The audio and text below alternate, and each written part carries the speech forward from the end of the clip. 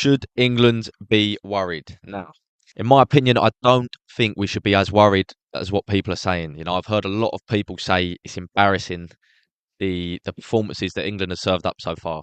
And don't get me wrong, they've been very poor. They have. We've not looked great. But people need to remember it is tournament football. Okay, the teams are a lot better than what people think. The players are a lot better than what people think. People hear Slovenia and Slovakia or even Denmark, and they think you should be turning them over 4-5-0. It's not how it works. Not in tournament football where all the teams are top. They've all qualified to get there, and they're all playing for their country in a major tournament. It brings people up to a new level. So it's very hard to put teams to bed, convincingly. And of course, with tournament football, you do need to peak at the right times. That is the most important thing. You don't want to go out too early and waste all that energy and that focus on putting people to bed 4-5-0, and then you've got you're running out of gas come the important games in the knockout stages. So I think that's something to bear in mind. However, I will give my opinion on what I feel like England need to change and where we've gone massively wrong. And I'll start with that. Where we've gone wrong is playing Trent in midfield. I said it months ago. Trent has never been a midfielder. He's not a midfielder and he's never been one. He spent his whole career on the side of the pitch with the whole game in front of him. You cannot then just go get chucked in at that level where you'll be in situations where you can't always receive it with the game in front of you or on the half turn where you can play forward straight away. Sometimes you will have to receive the ball with your back to goal, pressure behind you, and as we've seen, he just can't do that. And at this level, you cannot give him the time to learn that on the job because the games are too important. You need to win each game. And I feel like he thinks, and a lot of people think that because he can get the ball, spray it 40 yards, and create a goal scoring opportunity, that justifies him being a midfielder. It does not. That is 1% of what you need to do as a midfielder. 99% of the time you won't have the ball at your feet. You need to be proactive, high energy, and always alert in possession and out of possession. When you're supporting your team, and he's not that. He looks a bit slow. He looks a bit slow when the ball's not at his feet. Um, he doesn't look like he always wants to get on it. But that's I don't think that's him not wanting to get on it. He's just so used to having it be, a certain pace where he's out wider and he's got more time on the ball. He goes in there and there's three people around him and he's receiving the ball on the edge of the box. He can't do that. Um, so for me, I think that should be the last we see of him in this tournament, especially midfield. But he's not going to play right back. So yeah, for the whole tournament, I don't think he should play another minute. If I'm really honest, and I think Southgate's finally clicked onto that as well. I don't think he will. Now, on our performances, the Denmark game, the first game, we've looked very poor. There's been no cohesion whatsoever throughout the team. The team chemistry's next to none, and we've just all looked out of sync. It looks like you've said, right, we've got 11 really good players here. They've never played together. Chuck them on the pitch, try and work something out. That's what it's looked like. And to me, that is baffling. How can you have, half the people in the team wanting to play out and build up, half the people wanting to go long, half the team wanting to press high, half the team not really having a clue. Every single player looks like they're on a different page and they've got different instructions that don't suit, the roles of the team.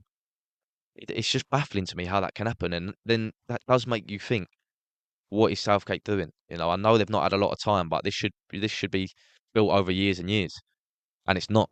It's not been that evidently. So, and I did say a couple months ago that he's the most underprepared I've seen an England team for a major tournament in a good 5 to 10 years. I've said that, especially in defence and midfield, and it's just evident to see, man. It's so frustrating. Pickford's got the ball. You've got John Stones, Phil Foden, Jude Bellingham all wanting to get on the ball, and then you've got Declan Rice telling everyone to push up and go long. Like we're just so everyone's on a different page, and that is worrying. That is very worrying.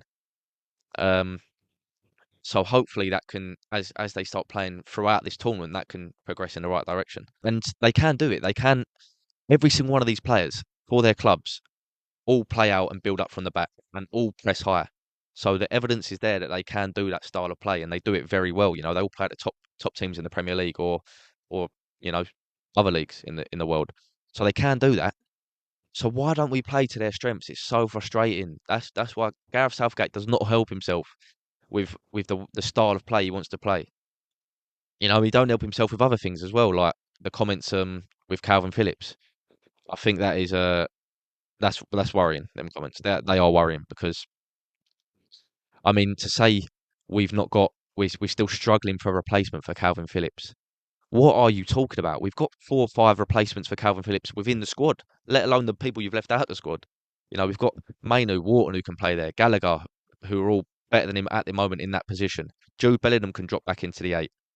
So that he does not help himself with these comments, and I don't know what he was trying to achieve with them.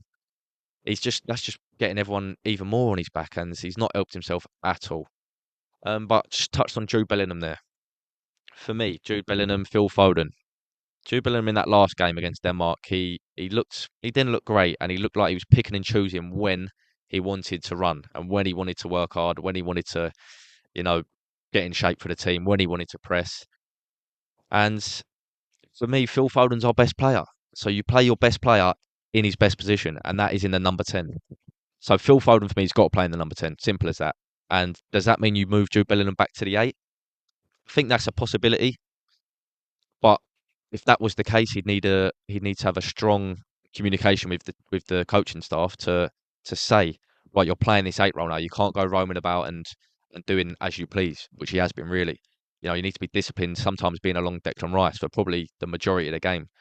And he can do that, of course he can. But he's spent a year away from that side of the game, sort of getting in the box, being the goal scoring threat. Can he go back into that straight away? I'm not too sure. He probably can. World class players should be able to do that. But you either drop him back there or you drop him, in my opinion. And that sounds mad to say, but Phil Foden's better than him in his position. So I'd play Phil in the 10. I'd drop Jude back in the 8 for now, see how he gets on in the next game. And then that frees up the left wing position, which needs to be someone direct, someone who can run in behind. Because we've got Harry Kane, who needs to start, by the way. He needs to start. He's England's best ever goal scorer. He scores 40 goals for the last 40 goals a season for the last, what, 5, 6 seasons.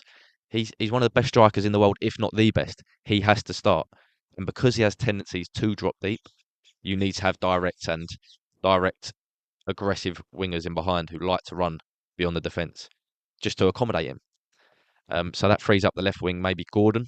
Rashford would have been a good shout if he was there. Sterling would have been a good shout if he was there.